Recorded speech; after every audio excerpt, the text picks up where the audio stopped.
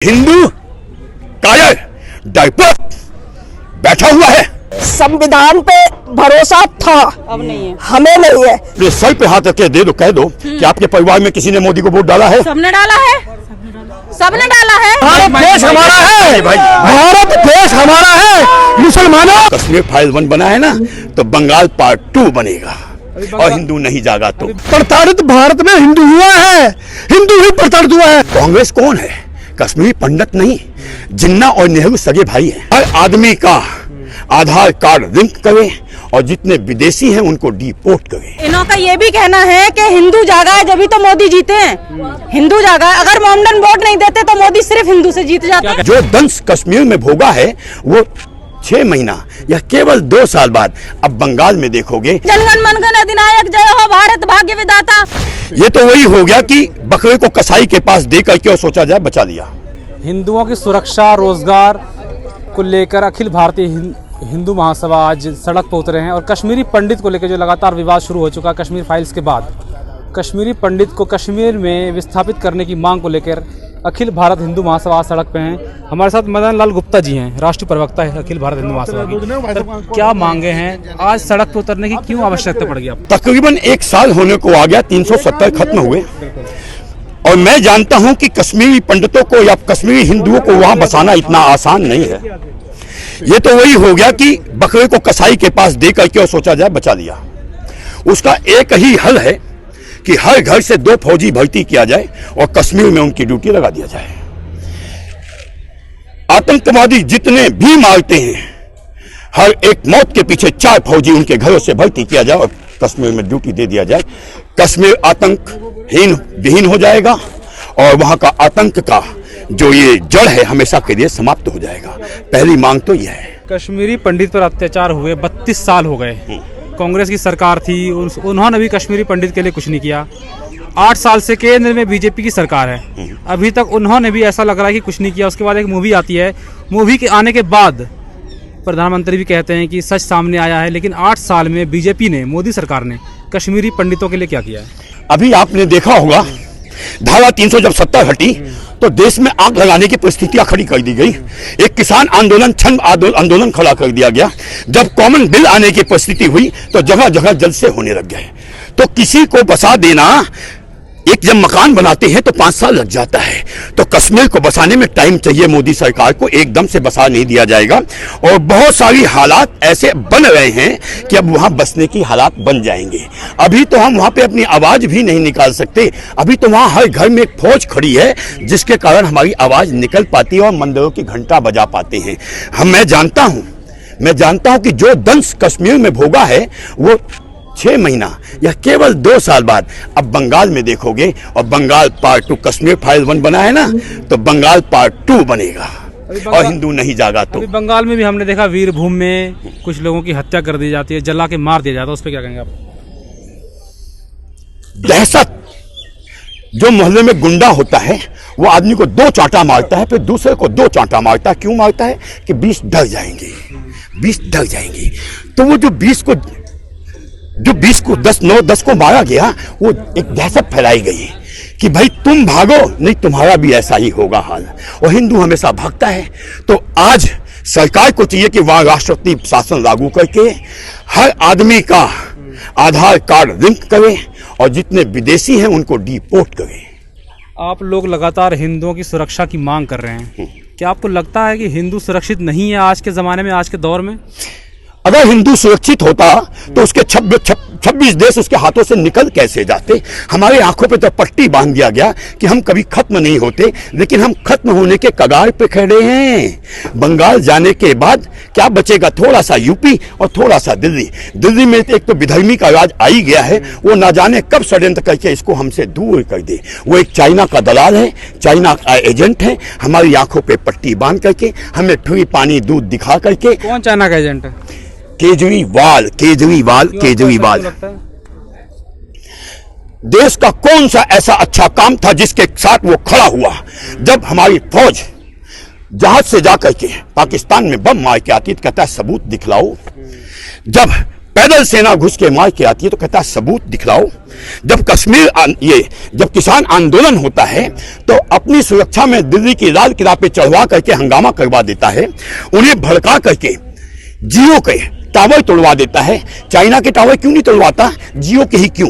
क्योंकि चाइना से फंडिंग आ रही है कि भाई अगर से हमारी सारी कंपनियां विदेशी बंद हो जाएगी तो हिंदुस्तान में चली जाएगी, तो हिंदुस्तान का माहौल इतना खराब कर दो कि विदेशी कंपनियां वहां ना जाएं, वो यही रह जाएं।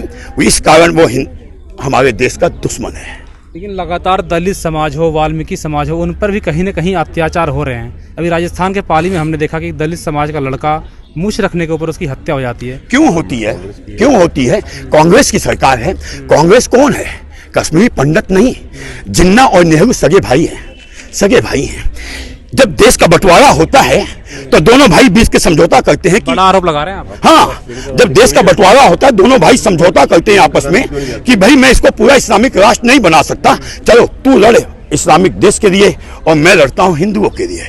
वो हिंदू पंडित बन के हमारी गोद में बैठ जाता है और हमारी गाथा लिखने की तैयारी करता है। जितनी आबादी इस्लामिक भाइयों की थी उसके हिसाब से उन्हें आबादी के हिसाब से जमीन दे दिया जाता है, लेकिन इसको हिंदुस्तान ना बना करके इसको धर्मशाला बना देते हैं, क्योंकि षड्यंत्र ही है कि आज नहीं तो 50 साल बाद इसे गजवाए हिंद बनाना है। उस पर वो कार्य कर रहे हैं। जहां जहां आप कांग्रेसी शासन देखोगे वहां अभी एक दुर्घटना घटी है जिसमें एक कुत्ता, सुअर, कहने के लिए शब्द नहीं है, वो जज है, जज। वो अपने जज कोर्ट के अंदर बैठ के कहता है भगवान शिव हाजिर हो। अगर वो कह देता अल्लाह के लिए या यीशु के लिए तो तन पे गर्दन नहीं होती। और हिंदू कायर डरपोक बैठा हुआ है, सोच रहा है कि वो नहीं, वो बोलेगा। लेकिन मैं चाहता हूं कि मैं ही बनूं राजगुरु सुखदेव भगत सिंह, क्योंकि हिंदू तो लालच के बसीभूत, सिर्फ भागने के बसीभूत डरा हुआ है। कैसे हिंदू जागेगा? कैसे आप लोग लगातार हिंदू को जगाने का भी काम कर रहे हैं, जब हिंदू डरपोक आप कह रहे हो कि वो इंतजार करते हैं कि वो बोलेगा, तो हिंदू जागेगा कैसे? कैसे जगाओगे आप? ओवैसी है ना, ओवैसी है ना जगाने के लिए।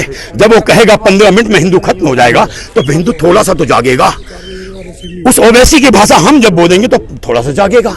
अगर हिंदू नहीं जागता तो आज मोदी की सरकार नहीं। वही है ना मदन लाल जी, ओवैसी की भाषा आप बोलोगे तो दोनों में फर्क क्या रह जाएगा, अंतर क्या रह जाएगा? दुश्मन को मारने के लिए आरती नहीं उतारी जाती है, दुश्मन को मारने के लिए दुश्मन की तरह ही बर्ताव करना पड़ता है, तब दुश्मन पीछे हटता है। मतलब आप मान लो कोई अगर तलवार उठा रहा है, शस्त्र उठा रहा है, तो आप भी शस्त्र उठाएंगे? नहीं तो गर्दन कटवा दें अपनी, कह दे भाई काट ले। क्या चाहते हो आप कि हम गर्दन कटवा दें या काट दें? आप बताओ ना। अगर मैं आपके गर्दन पे चाकू रख देता हूं तो आप क्या करोगे? और आपके हाथ में तलवार है तो क्या करोगे? क्या करोगे आप? आज के दौर में जैसे हमारे मंदिरों में दिखाया जाता है कि हर देवी देवता शास्त्र और शस्त्र के साथ वो सुसज्जित है, इसी तरह से आज के हिंदू को, आज की युवा पीढ़ी को, आज की वीरांगनाओं को, महिलाओं को एक हाथ में शास्त्र और दूसरे हाथ में शस्त्र लेना पड़ेगा, अपनी रक्षा स्वयं करनी पड़ेगी। संविधान पे भरोसा है, कानून पे भरोसा है आपको? संविधान पे भरोसा था, अब नहीं है। हमें नहीं है, क्योंकि हम घर से निकलते हैं, कुछ नहीं पता, रास्ते में स्नैचिंग होती है, कभी कोई पर्स पे हाथ मारता है, कोई चैन स्नैच करता है, कोई मोबाइल स्नैच करता है। तो ऐसे में वीरांगनाएं क्या करेंगी, महिलाएं क्या करेंगी? उनको भी तो शस्त्र रखने का वो है ना, दिया जाए ना शस्त्र। सेल्फ डिफेंस की बात कर रही हैं आप? हाँ बिल्कुल समझ रहा हूं। और होना चाहिए महिलाओं को। फरजाना जी, आप यहाँ क्यों आई हैं? आपकी क्या मांग है यहाँ पे?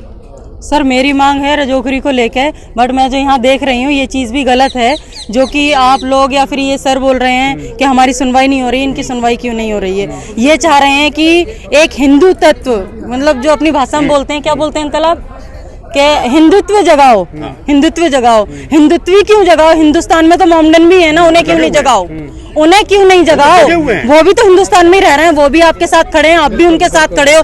आपकी लड़ाई सिर्फ हिंदू समाज को लेकर ही है या फिर मुसलमान को लेकर ही है? आप का कहना है कि सिर्फ हिंदू को क्यों जगाना है, मुसलमानों पे भी अत्याचार हो रहे हैं। त्रिपुरा में हमने देखा कि कैसे मुसलमानों पे अत्याचार, इनका ये कहना, आप क्या कहेंगे इस पे? एक मिनट, इन्हों का ये भी कहना है कि हिंदू जागा है जब तो मोदी जीते हैं। हिंदू जागा है, अगर मोमडन वोट नहीं देते तो मोदी सिर्फ हिंदू से जीत जाते। क्या कहेंगे आप? बिल्कुल जीत जाते हैं। कैसे जीत जाते हैं? आधे से ज्यादा वोट तो मोदी को क्या नाम है मुसलमान नहीं दिए हैं। यूपी में चले जाओ तुम, घर घर में मोदी है, घर घर में मोदी है, हर मुसलमान के घर में मोदी है। फिर आपने कैसे कह दी कि हिंदुत्व को जगाओ सिर्फ? आप अपने सर पे हाथ रख के दे दो, कह दो कि आपके परिवार में किसी ने मोदी को वोट डाला है? सबने डाला है, सबने डाला है, आपने? बिल्कुल सबने डाला है।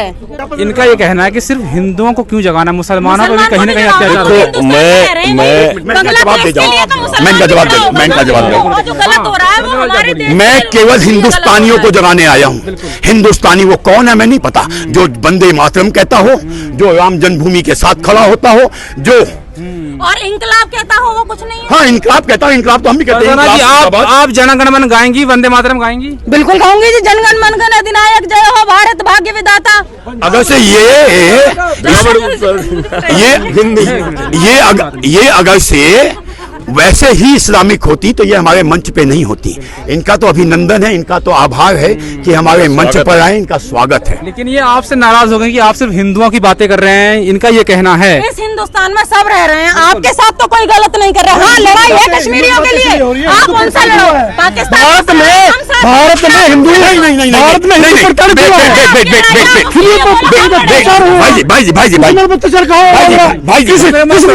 किस मुसलमान की जमीन छिटी है? हम कश्मीर छोड़ के आए, हम कश्मीर छोड़ के आए, पाकिस्तान छोड़ के आए, इन्होंने क्या छोड़ा बताओ? इन्होंने क्या छोड़ा? मेरे पास ये भारत में रहने वाला मुसलमान ऐसा बेला व्यक्ति है जो जब क्या कहते मुगल आए तो ये क्या कहते मुसलमान बन गए। अब हिंदू अगर क्या कहते प्रचंड हो रहे हैं, अब ये हिंदू बन रहे हैं। गुलाम नबी आजाद जो कश्मीर का आज कहता मेरे पूर्वज हिंदू थे, बाबू तेरे पूर्वज हिंदू थे, तो तूने हिंदुओं पर अत्याचार किए, क्यों अत्याचार किए? प्रताड़ित भारत में हिंदू हुआ है, हिंदू ही प्रताड़ित हुआ है। हिंदुओं की माँ बहन की बेटियों की इज्जत लूटी गई है, इज्जत लूटी गई है। किसी मुसलमान की बहन की इज्जत लूटी गई है? मुसलमान ही नहीं लूटी गई है, हिंदू की इज्जत लूटी गई है। मुसलमान हिंदू दिखा दो, एक मुसलमान ऐसा दिखा दो जिसकी बहन की इज्जत लूटी गई है, हिंदू की इज्जत लूटी गई है।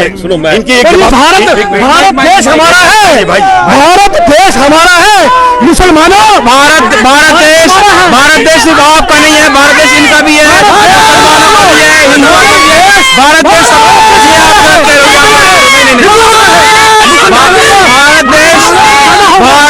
मुसलमान जय हिंदू। देखो मदन जी मेरी बात सुनो, इनका ये कहना है कि मुसलमानों को जाना होगा, ये गलत बयान है। आप इसको मानोगे नहीं मानोगे? पहले इनका एक जवाब दे दूं, ये पाकिस्तान से लड़े हैं। कभी ये बहुत बड़ी झूठ है। जब हिंदुस्तान पाकिस्तान का युद्ध हुआ तो इस्लामिक जो बटालियन थी उसने हथियार डाल दिया कि हम पाकिस्तानियों पे हथियार। आपके साथी का कहना है कि मुसलमानों को जाना होगा, क्यों जाना होगा मुसलमानों को? जो गद्दार है, मुसलमानों का जो भारत माता की जय नहीं बोलते, बिल्कुल, जो वंदे मातरम नहीं बोलता, एक मिनट, जो वंदे मातरम नहीं बोलता, जो राम जन्मभूमि को तोड़ने की बातें करता है, जो हथियार उठा कश्मीर के अंदर, मतलब जो शांति भंग करने की बात कर रहा है वो जाए, वो यहाँ से जाना चाहिए। लेकिन आपके साथी का बिल्कुल कहना था कि सारे मुसलमानों को यहाँ जाना चाहिए। आप लोगों को सिर्फ हिंदुओं की बात नहीं करना चाहिए, इनकी भी बात करनी चाहिए। आपके मंच पे आई हैं फरजाना जी, ये आपसे बिल्कुल अभिनंदन कर रहे हैं आप, लेकिन ये आपसे नाराज इसलिए हो गए इनको पूरी क्योंकि आप लोग सिर्फ हिंदुओं की बात कर रहे हैं, क्योंकि ये भी पीड़ित है, ये मुस्लिम है, ये भी पीड़ित। हाँ जी, जो दर्द हमने देखा है ना अपनी बेटियों को यहाँ से कट के चीरे पे आधे इधर टंगा हुआ, आधा उधर टंगा हुआ, इन्होंने नहीं देखा ना। गोधरा कांड में 65 आदमियों को ट्रेन में पेट्रोल डाल के जला दिया गया, हमने देखा है ना, इन्होंने नहीं देखा ना। गुजरात में भी दंगे हुए 2002 में, गुजरात में भी दंगे हुए, वहाँ भी मुसलमान मरे हैं। बंगाल में क्या हो रहा है? यहाँ गोली लगी है, यहाँ गोली लगी है, पुलिस ने नहीं मांगी थी, पुलिस ने नहीं मांगी थी। हाँ पुलिस ने नहीं मांगी थी, अखिलेश के बाप ने। कहाँ की घटना लगी, कब हुई थी? ये राम जन्मभूमि के लिए अयोध्या गए थे तो पुलिस ने गोली नहीं मांगी थी, हथियार दे दिया गया गुंडों को, वो निकाल के दादा के मार रहे थे। वो जिन्होंने देखा है दर्द ना वो जानते हैं। बेटा आप तो अभी सब सुनते हो ना, फिल्म देख के आए हो कश्मीर फाइल, देख के आए हो, आंखों में आंसू आई, और जब तुम सब सामने ही देख लोगे तब कैसा लगेगा? लेकिन आंखों में आंसू आया, लेकिन अंदर जो माहौल बन जाता है एक थिएटर में, जय श्री राम के नारे।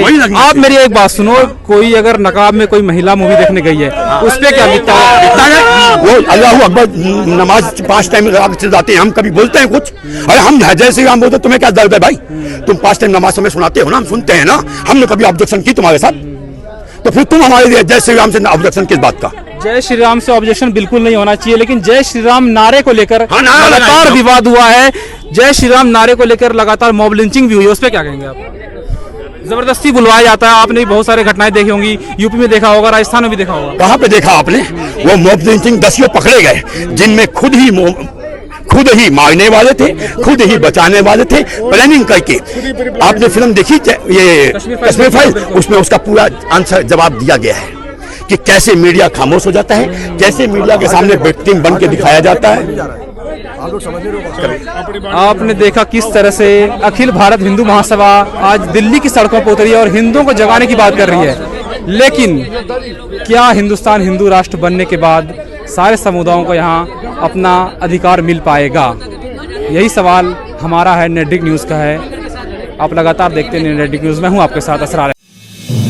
आप देख रहे हैं नेटड्रिक न्यूज़, साहस सच कहने का।